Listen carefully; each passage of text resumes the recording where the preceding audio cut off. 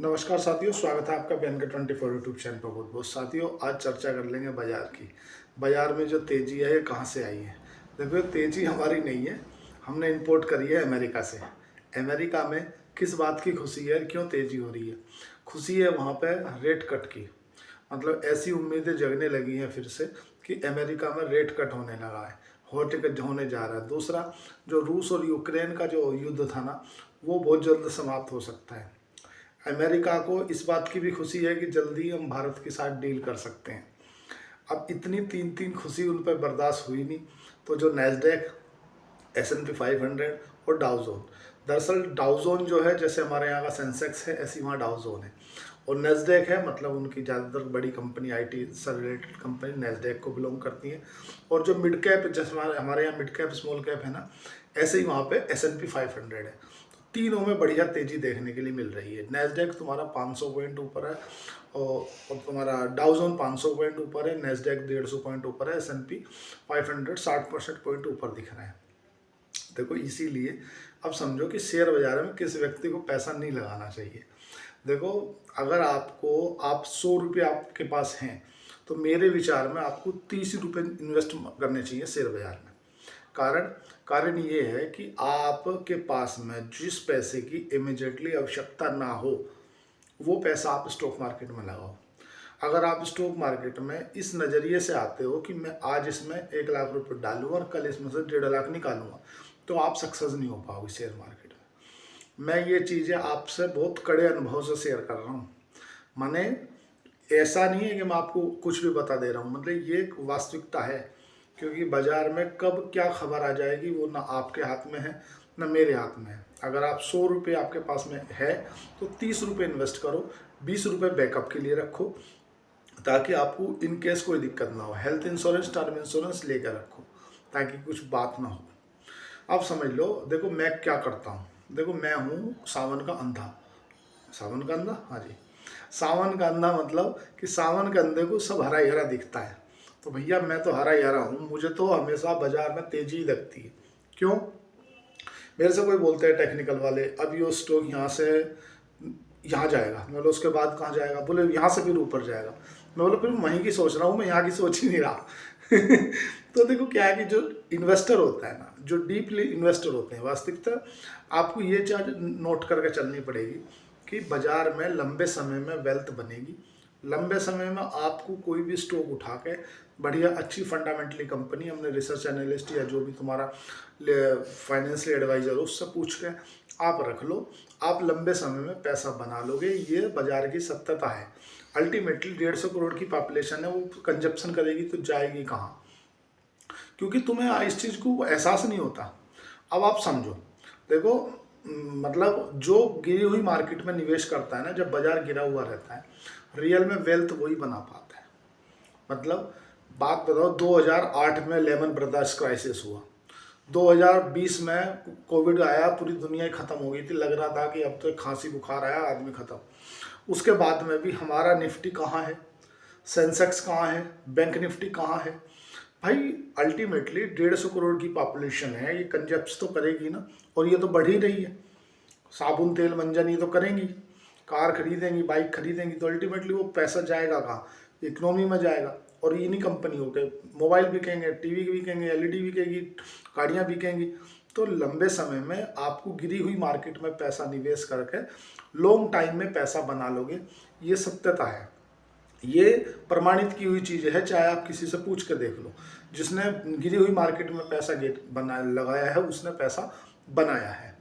और ज़्यादातर लोग जो हैं वो फेल क्यों हो जाते हैं? क्योंकि वो हमेशा, मतलब आप किसी भी बच शेयर को टॉप पे खरीद लो, मैं बोलता हूँ टॉप पे खरीद लो, बस उसे समय दे दो।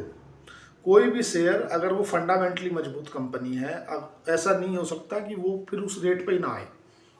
इनकेस आपने कोई यस बैंक खरीद लिया हो तो बात अलग है कि आपने 400 में यस बैंक खरीद रखा है, लेकिन अगर वो फंडामेंटली मजबूत कंपनी है, कंपनी के अंदर बिजनेस है, कंपनी में दम है, तो आप ये मान के चलो कि आप पैसा बना लोगे। बस आपको समय देना पड़ेगा। 90% आदमी शेयर मार्केट में फेल हो जाते हैं। उसके पीछे का जो विज़न है ना, वो ये है कि उन्हें जल्दी चाहिए, उन्हें क्विक चाहिए, बस हमें अभी होना, अभी होना। ऐसा नहीं होता, कोई भी चीज़ तत्काल नहीं होती।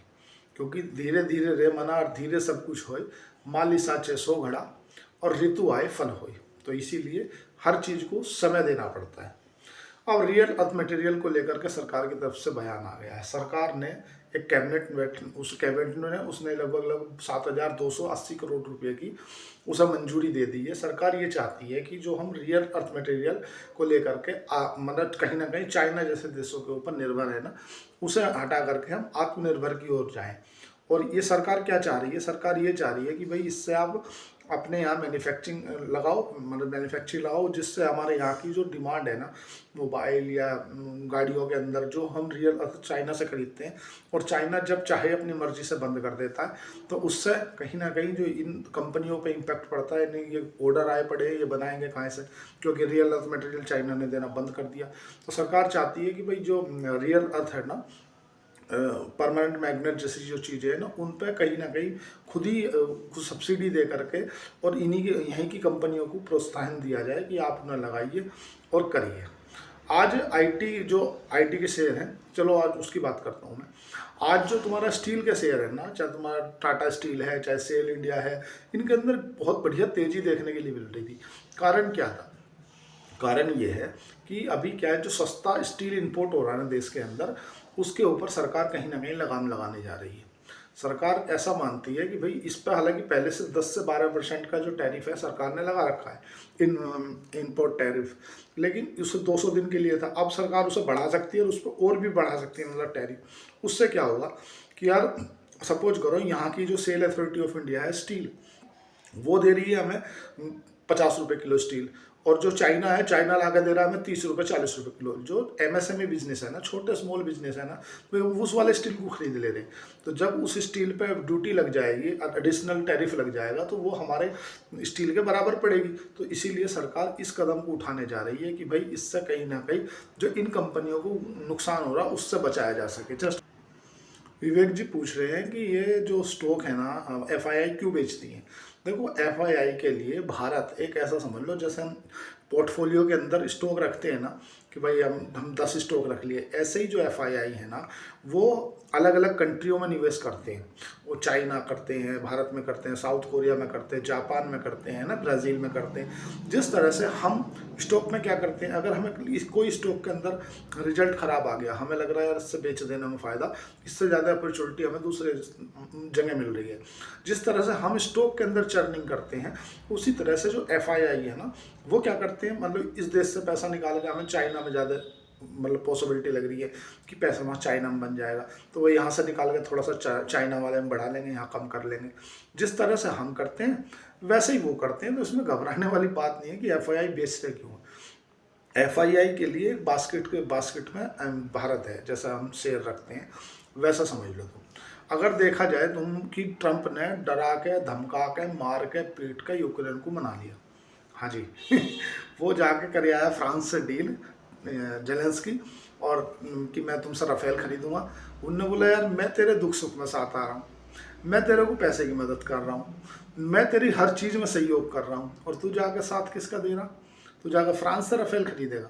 भाई हम भी तो हम जहाज बेचने के चक्कर में तो लगे ही हैं भाई। आज बताओ आप कि वो ट्रंप करता क्या है? ट्रंप का सीधे सिंपल है कि आप डिफेंस इक्विपमेंट मेरे से खरीदो, तेल मेरे से खरीदो, आप तो सारा धंधा मेरे से खरीदो, दूध मेरे से खरीदो, एग्रीकल्चर प्रोडक्ट हमसे खरीदो, और तू जाकर फ्रांस से डील कर आया। भाई अगले आदमी की तो बुद्धि खराब होगी ना, उनने कह दिया भाई मैं तेरा साथ नहीं देने का, देख तन्ने जाकर जो काम करा है वो गलत कर दिया। मैं यहाँ दुकान लियो बैठा, तू पड़ोस वाली दुकान से जाकर सामान खरीद लिया, ये तो नहीं होगा। भाई आप बताओ, सऊदी के जो प्रिंस है ना मोहम्मद बिन सलमान, वो गए थे कहाँ? अमेरिका। और अमेरिका में जाते से ही जो ट्रंप है ना, उन्होंने उन्हें लिफाफे में थमा दिया, बोली ये लेता जा यार, ये F-35 है, बहुत बढ़िया है तो एक आदमी अपना हर धंधा बेचने में लगा है, और वो जाके जेलेंस्की वहाँ कर आया। तो भैया उसके दिमाग खराब हो गया, कह ले ये आदमी ठीक नहीं है भाई। उन्होंने कह दिया भाई तू एक काम कर, गुरुवार तक फैसला ले ले, क्योंकि कल गुरुवार है, और नहीं तो फिर मुझे मत बोलना। तो जो मोहम्मद बिन सलमान है, जो सऊदी अरब के प्रिंस हैं, उन्हें ट्रंप ने कैसी टोपी पहनाई देखो। पहले वो उन्हें रिसीव करने आए, और ट्रंप अगर किसी को रिसीव करने आए तो समझ लो बहुत बड़ी बात है। फिर जब वो रिसीव करने आए तो उनके ऊपर से F-35 उड़ाया गया, और फिर बाद में लिफाफे में बांध के उन्हें चिपका दिया गया, बोले इन्हें ले जाओ और आप हमारे नॉट ट्रीटी ऑर्गेनाइजेशन जैसे हो, हम आपसे डिफेंस डील कर सकते हैं, हम आपके यहाँ अपने डिफेंस रिक्रूटमेंट रख सकते हैं। मतलब मामला बहुत उलझन चल रहा। अगर आप FII की आज नजर डालें बाजार पे, तो विदेशी संस्थागत निवेशकों ने आज 4,900 करोड़ रुपए के आसपास की खरीदारी करी है। बिकवाली आ रहा, रोज रोज बिकवाली करते ना। DII ने 5900 करोड़ रुपए की खरीदारी करी है। हाँ जी, बास्केट ऑफ करेंसी में जो डॉलर है ना, वो हो गया 99 रुपये पे, 99 पे पहुंच गया। जहाँ 101 पे पहुंच गया था, रुपया हमारा कमजोर हो गया था, आज वो 99 में पहुंच गया। तो हमारा जो रुपया है वो आज थोड़ा सा संभला है, मतलब हमारा रुपया 89 रुपये 21 पैसे पे कारोबार कर रहा है। कहाँ 89 रुपये 70 पैसे पे पहुंच गया था, तो 50 पैसे हमारा रुपया थोड़ा मजबूत हो गया है। अगर बिटकॉइन की बात करोगे तो 86,700 USD अमेरिका US डॉलर के बिटकॉइन कारोबार कर रहा है। क्रूड ऑयल $61 प्रति बैरल पे आ गया है। क्रूड ऑयल को किस बात की गम हुआ है, क्रूड ऑयल को दिक्कत इस बात से हो गई है कि भाई अब रूस और यूक्रेन का युद्ध शांत होने वाला है, तो कच्चा तेल जो है वो गिर रहा है। कच्चा तेल गिरना बहुत अच्छा माना जाता है ऑल ओवर किसी भी कंट्री के लिए। भाई हम तो 80% जो क्रूड ऑयल है वो खरीदते ही हैं, और क्रूड ऑयल अगर गिर रहा है तो हमारे लिए तो बेहतरीन है। सोना 1,25,000 का कारोबार कर रहा है, और चांदी 1,58,000 पे पहुँच गई है। अगर जापान यूरोप की बात करोगे तो यूरोप के पूरे बाज़ारों में तेज़ी देखने के लिए मिल रही है। लंदन 65 पॉइंट ऊपर है, जर्मनी 125 पॉइंट ऊपर है, पेरिस 59 पॉइंट ऊपर है, और चाइना 21 पॉइंट ऊपर है, हांगकांग 59 पॉइंट ऊपर है।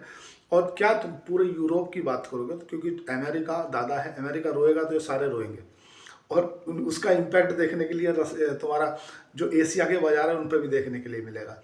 क्योंकि अमेरिका दुनिया की सबसे बड़ी इकोनॉमी रखता है, $30 ट्रिलियन की इकोनॉमी है।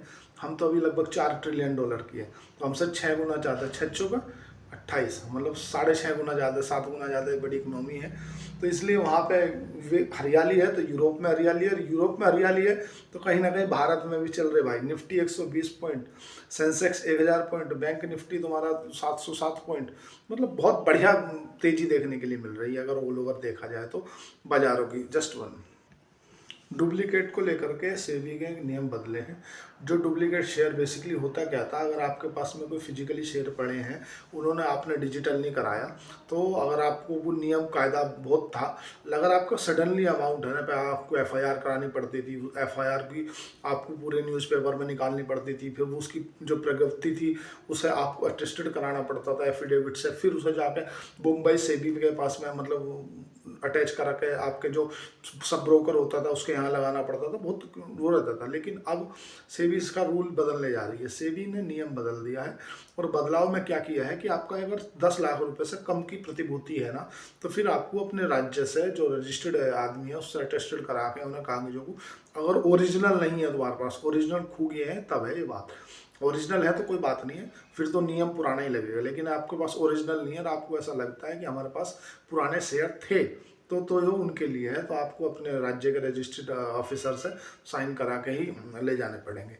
NRI को लेकर के आ गई है बड़ी खबर। हाँ जी, क्या खबर आई है साथियों, जो NRI भारत में निवेश करते हैं ना, उनमें 40% की गिरावट देखने के लिए मिली है। हाँ जी, ऐसा समझ लो, अगर 100 NRI भारत में निवेश कर रहे थे तो अब वो 60 ही कर रहे हैं। कारण है अमेरिका के जो ब्याज दर है और जो भारत की ब्याज दर है उनमें असमानताएं होना। और अभी तुम्हें देखने के लिए मिलेगा तुम्हारा RAC जैसी जो AAA रेटिंग जैसी कंपनियां हैं, वो भी बॉन्ड मार्केट में पैसा जुटाने गई थी, लेकिन वहाँ भी वो नदारद रही, मतलब उन्हें बॉन्ड मार्केट से पैसा नहीं मिला। पैसा क्यों नहीं मिला? क्योंकि भाई वो तो 3 साल के 4 साल के बॉन्ड जारी करते हैं, और वो 1000 करोड़ रुपए लेते हैं, 1000 करोड़ 7% का, तो उन्होंने बात बन नहीं पाई। तो परिस्थिति जो ना बॉन्ड मार्केट की भी खराब है। अब RBI को हस्तक्षेप करके रेट कट करना पड़ेगा, तभी इसका एक इलाज निकल पाएगा, तभी NRI भी पैसा डाल पाएंगे, मामला नहीं तो खराब हो जाएगा। अगर आपको स्टॉक मार्केट में काम करना है तो आप किसी भी वित्त सलाहकार के बिना मत जाना। ये स्टॉक मार्केट दुधारी तलवार है, आगे भी चलती है पीछे भी चलती है, नुकसान कर लोगे। अगर आपको शेयर खान की साथ डीमेट अकाउंट खुलाना तो नीचे दिए डिस्क्रिप्शन पे लिंक दिया गया, उस पर जाके आप अकाउंट ओपन कर सकते हैं। मेरी ब्रांच में खुलेगा, जो मोरल सपोर्ट होगी वो मैं आपकी करूँगा। जो भी कुछ क्वेरी रहे वो कमेंट बॉक्स में जाके पिन करें, और लाइक करें, सब्सक्राइब करें। मैं देख रहा था 77% लोग ऐसे हैं जो देखते कंटिन्यू है, पर सब्सक्राइब नहीं करते, तो साथियों सब्सक्राइब कर दिया करो। धन्यवाद, थैंक यू।